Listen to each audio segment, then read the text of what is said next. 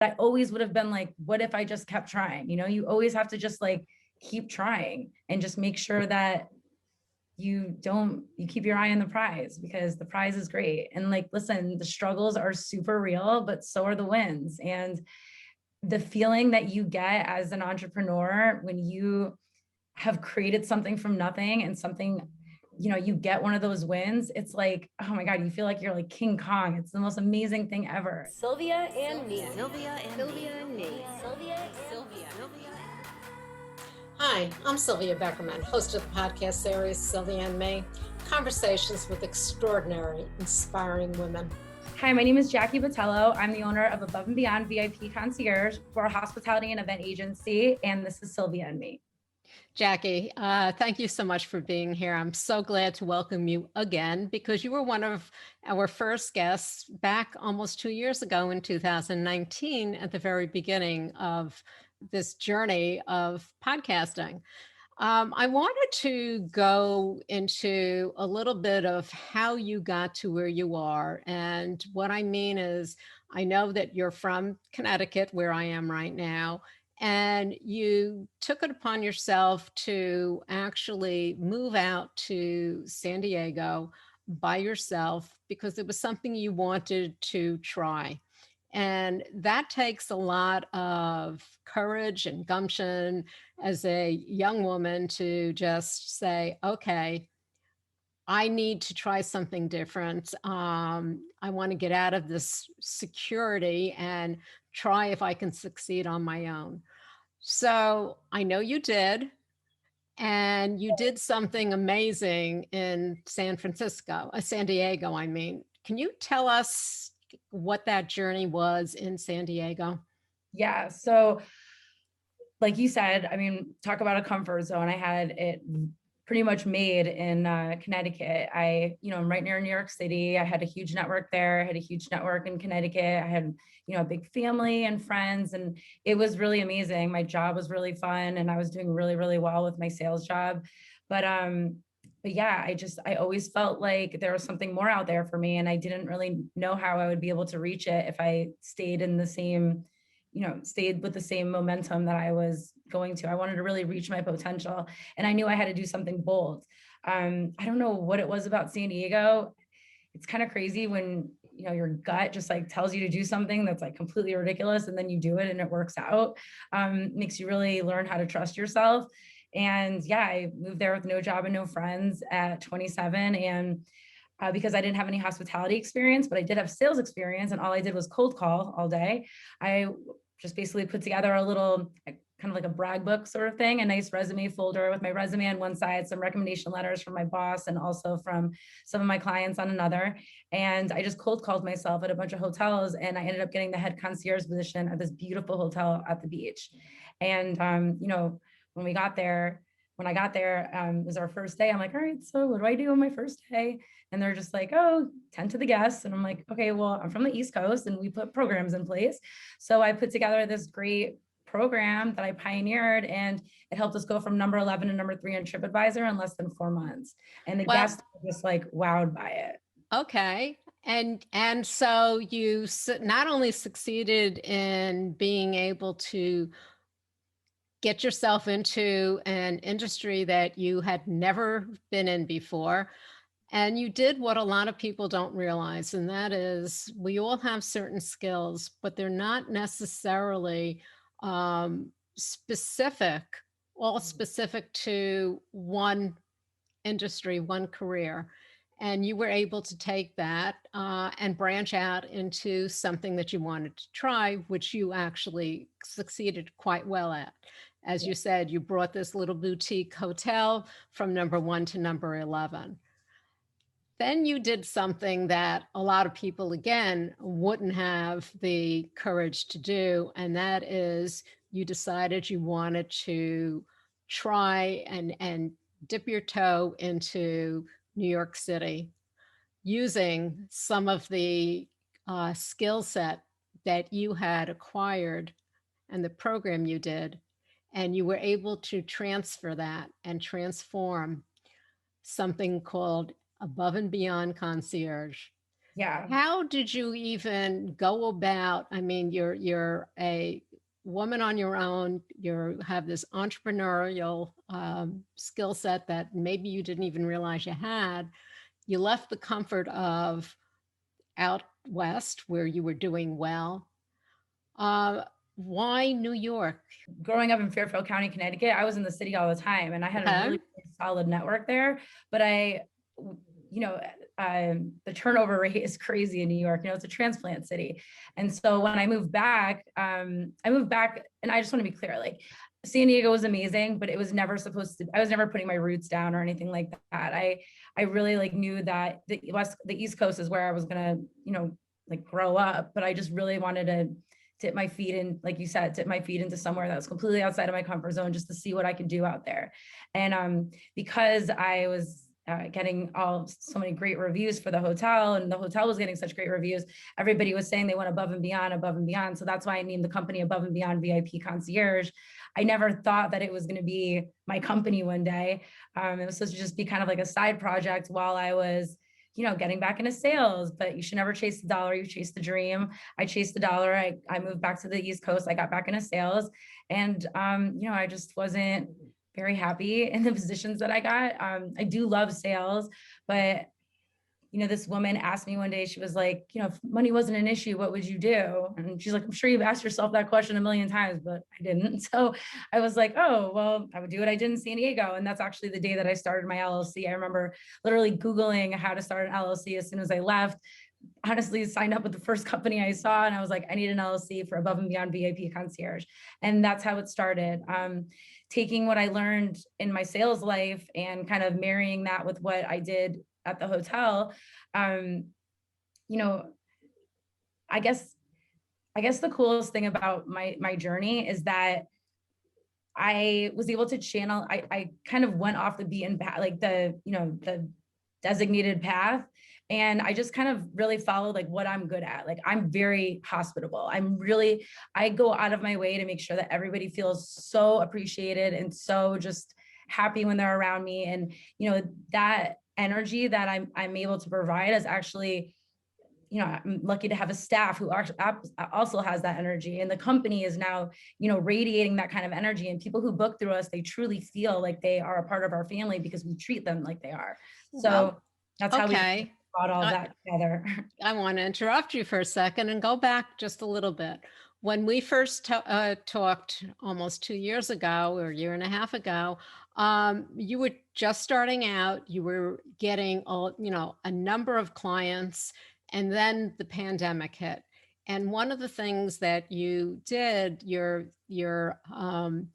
concierge services are really geared towards experiences, events, in person, having people meet other people in person. The pandemic put a stop to that. And I know that you have been able to adapt to what we needed to do and what people really needed. How were you able to just really turn on a dime and in your head, how did you go from having total in-person events to these virtual, which have actually helped a lot of people who were feeling so alone and disconnected? You managed to connect people. So what was in your mind as to how you were going to do this? Yes. So we shut our doors on Friday the 13th in March. And a week before that, I remember looking in the mirror and saying to myself on my way to the Marriott meeting, I was like, holy crap, you did it. Because everybody told me this was never going to happen. And it did. We were hosting like at least 10 corporate events every single month. We were doing our own branded events, which, you know, I'll give back to the community. So we were donating a ton of money to the community while we were creating a community with the people that were coming to our events. And we were creating quite a following. And then, yeah, we were going and signing up with the Marriott to take over their concierge. It was amazing. And then overnight it was over.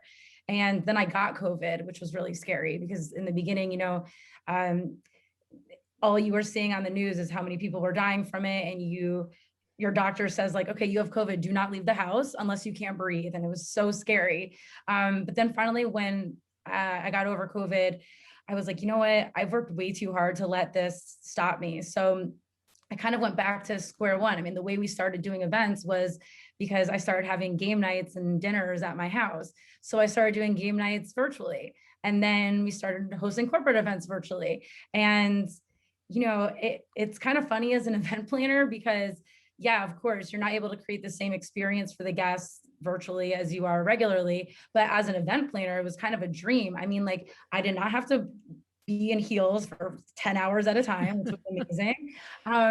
It didn't really matter what the weather was like or where the venue was centrally located, or actually didn't have to deal with the venue at all. I mean, this was all really like the experience that we were offering was really just in my hands, which was actually great.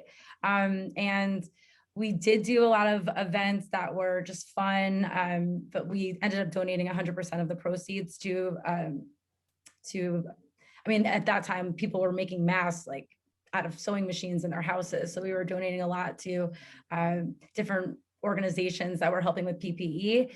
And now, I mean, we're doing a ton of corporate virtual events all the time. And it's really great. I mean, now you're able to do wine tastings virtually and nobody has to leave their house. And now the availability of people has actually grown because they don't have to travel as much. So it was a little crazy at the beginning, but it ended up really working out. And now what I've done to really pivot is we've partnered with a number of hotels in Manhattan, and we're partnering with hotels in the Hamptons and Montauk, and even now in San Francisco. And we're just growing, and it's amazing. But what we're doing is we have a virtual model where people can experience from anywhere, which is pretty cool because now you can experience things that like a New York City tour, even if you're, in England. And now all of a sudden our regular events are virtual. So we've got people from all over the world that are joining. I mean, we had 3 people from Denmark at our last one, which is really cool. So it's been a really tough year, the 2020, but 2021 has been so amazing because now we've really gotten our grip on things, and now things are starting to. So now we've got virtual and we have in-person events, and we'll always have our virtual events. So no matter what hotels we partner with all over the country, and hopefully one day all over the world, they'll always be able to experience the virtual experiences that we offer. And then per city, we'll have more in-person ones. Well, that's the thing. And that's one of the things that I really want to speak to. And that is that you've allowed people from all over who would never have met before actually meet virtually, yes, but you've given people a connection. You've given people who might never leave the house. You've given people who are afraid to go out, something that they couldn't get their hands on before. In fact, you were featured in 2020 on ABC 2020. Tell me what that was like. It was really cool. They reached out to me. They were doing a piece on the Corona hustle, and they reached out to me and they were like, "Hey, what are you doing?" And I was like, "Well, we're still cruising. I mean, we're doing virtual events and we're still making people really happy." And it's been really beautiful to see. And honestly, again, as an event planner, it's less challenging location wise and all of that, but it's definitely more challenging to create experiences, to create like a user experience, make sure that everybody's having a good time. Usually at a real event, you see somebody in the corner, maybe emailing or on their phone, maybe fake phone calls. I don't know what they're doing, but I'll always go over them and be like, "Hey, come join everybody." And like, let me introduce you to a couple of people and make them feel really special. You obviously can't do that on, when you're all in little boxes, but it's also shown me that introverts have an opportunity to really kind of stand out because they're in their own comfort zone. So it's been really cool watching how people have really come together virtually in these events. And we call it business roulette. I make everybody talk about really positive things, and everybody always leaves the event saying, what a great experience it was, because it was really positive. Like, there's no politics, there's no talking about, the pandemic and how bad it is. And everybody knows how bad it is. Everybody's lost people. Everybody, this pandemic has affected everybody in so many negative ways, but there are still ways to pull positives out of even the darkest situations. And that's why our events have really done so well. And that's why we've literally built a whole company off of referrals. It's pretty amazing. Well, let's go back to you and being a salesperson and being an extrovert and being able to cold call and so on. You've Yeah. actually taken something that, as I said, you packed your car, you moved to the West Coast, you came back, you knew that, that was going to be temporary, whether it be a year or 2 years, it was temporary.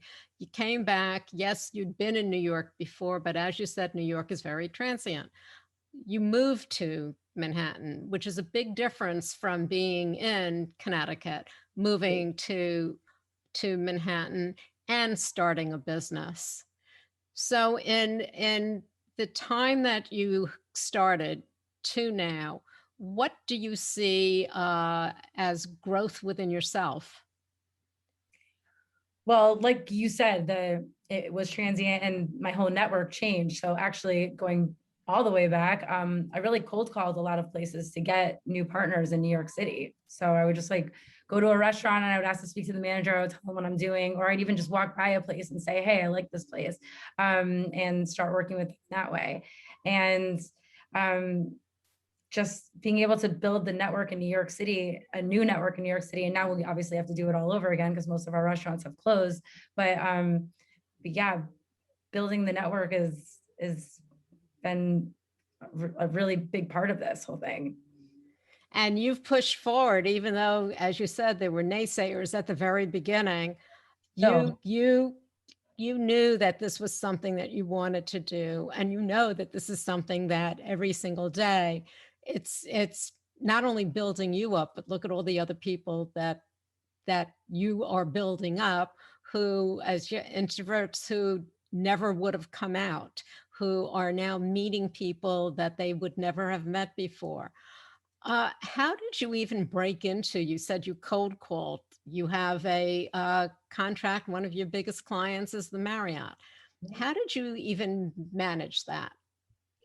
I just, I mean, like you could put me anywhere. I could talk to anybody. So I would just walk in and say, hi, can I please speak to the manager? And they would talk to me and I would let them know who I am. And I don't know, I just always created a really great rapport, and people work with the people that they like to work with. And thankfully, a lot of people like working with me. So it was pretty magical the way that it all came together. And now even it's coming together again. And we do now finally officially have the Marriott again. And we have other hotels as well that we're so proud of.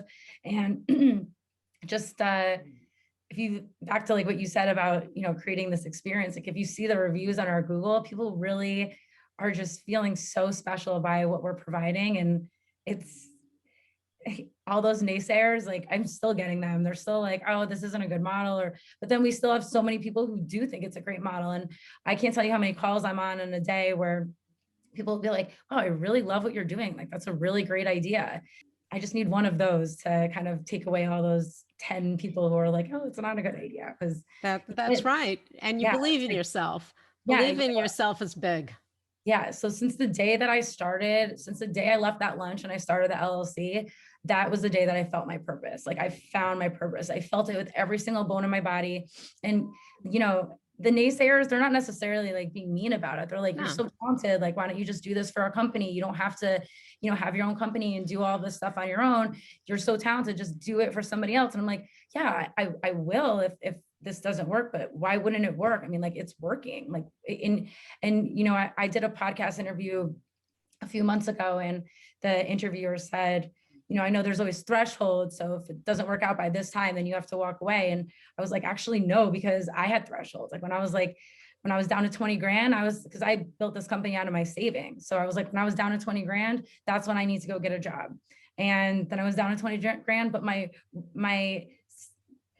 the results and even though the money wasn't exactly there, the progress was so measurable each day. I mean, we were getting so many people to talk to us, and it was just such like an amazing thing that was happening that I couldn't walk away from it. So, yeah, you really have to like follow your gut, because if I didn't, and I was just like, all right, fine, you're right. Let me go take the normal route and get a job, which I'm sure would have been great, I wouldn't be here today. And I'm really happy with where I am. And I'm really, really happy with where the company is. Well, the other thing is that not only have you grown, you've grown personally, you've grown the business, you've also grown your staff from zero when we first talked to how many people do you have on the team now? I mean, we've got 9 people on the team, and tomorrow is a huge day for me because my first assistant starts. So I am going to be able to be a normal person soon and not wake up at like 3 and 4 a.m. every day. So, well, I probably still will, but I won't be like as crazy all day because I'm finally going to have an assistant. And this is like a life-changing event for me. So you've not only reached out to people who wouldn't have participated before, wouldn't have had the self-esteem to go out and participate. You've helped people during the pandemic connect. And now you've actually given work to people who are, I'm sure they have the same kind of energy as you do. So all in all, you are not just a success business-wise, but you're a success on a personal level in doing so much for people out there. So if you had one thing to say to anyone who was trying to start out today, especially today with so many people having had to change their lives and maybe they have a dream, what would you tell them? I would tell them to just go for it. I mean, like I didn't go to some crazy fancy school or anything like that. I didn't even study hospitality in school. I just found something that was my niche. Like I found something that I truly loved and I was good at, and that, I could work 15 hours, 20 hours in a day and it doesn't feel like work because I really love what I'm doing. And if you can find something like that, then you go for it and don't let anybody stop you or listen, you take what people say with a grain of salt. Sometimes they are right. Something you don't want to just be like, oh no, I'm just like on my highway and it's my way or the highway, because that's not a good way to be either. But I would say that if you feel like you can do something, then do it. And if you feel it in your gut and your heart, then you have to go for it, because otherwise you're just always going to say like, what if? Like if I stopped at that threshold that I told you about this whole time, I'd be like, all right, yeah, great. I'm making a great paycheck. I'm working. I'm sure I'm making friends at work and my life is amazing and whatever. But I always would have been like, what if I just kept trying? You always have to just like keep trying and just make sure that you keep your eye on the prize, because the prize is great. And like, listen, the struggles are super real, but so are the wins. And the feeling that you get as an entrepreneur when you have created something from nothing and something, you get one of those wins, it's like, oh my God, you feel like you're like King Kong. It's the most amazing thing ever. It's something that I hope everybody gets a chance to experience at least once in their life, because it's truly something that really helps you get up in the morning. Well, one thing that just came to mind, your abcvip.nyc, yet you're doing virtual events now. As you said, you're going to start, as we slowly reopen, start doing some in-person. That's going to take a while. So you've actually been able to reach people, not only in Denmark, but I'm sure all over the US. Are you looking for that? Are you going to continue on that expansion and doing virtual and being able to say above and beyond Concierge, not just New York City? We are. There's going to be, so it's .nyc. We're either going to have like Miami.abcvip or it'll be abcvip.mia. We're actually in the middle of redoing our website right now and figuring out this whole URL thing. But yes, we will. Every city will have its own basically subdomain from our main website, and it's going to be amazing. So we'll have like our main website that will have the virtual stuff live on it. And then any location that you click on the main website will bring you to a subdomain that will have its own URL. And yeah, it's going to be pretty amazing. We're hoping to be, it's San Francisco and Napa and San Diego in the next 3 months, and then Miami and and then also Montauk and the Hamptons. We're doing that for the summer.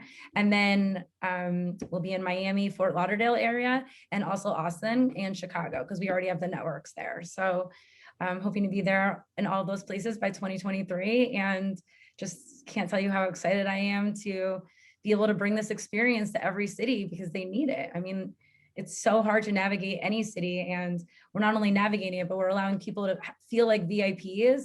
Well, Jackie, I think what you're doing is fantastic. I think that where you've come from and how you have pushed forward and how you're expanding and allowing people to really connect with one another, have a great time, and at times they're contributing to their community. Where can people find out more information? I just want to also add one more thing back Of course. to your question, in your question before, but to the people who do want to start a company, you don't have, I mean, listen, if I could go back, any advice I could actually give is, if I could go back, I would have gone to one of those courses, those like 3-day courses, you know, to like learn how to, I mean, I made my own business plan, of course, but I mean, I built the whole company off YouTube videos and Google. So it doesn't really matter what your background is, you can do it. It's like, I did it. I mean, it's literally YouTube and Google and there's so many other platforms as well that are just so powerful. But if I could give some advice, I would say just like spend the money, do like one of those like 1 or 3-day classes that just like is a deep dive on how to create a company, because I probably would have saved myself some time and some, you know, headaches if I had done that. But yeah, you guys can find us at abcvip.nyc. You just type that in the URL or on Google. And it's the same thing with our Instagram. It's abcvipnyc, and that's in all of our social tags. Jackie, thank you so much. You're fantastic. So this has been great, and keep at it. Thank you. And thank you so much for having me. It's such an honor. And to be able to come back on 2 years later with like such a different story is really cool. So thank you so much. My pleasure. You can find us on all of your popular podcast platforms. And of course, our website, sylviame.com. Stay safe, stay healthy, and stay tuned.